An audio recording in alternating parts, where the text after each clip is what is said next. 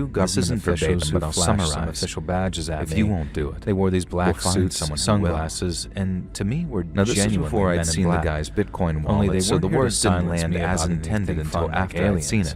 But once I had,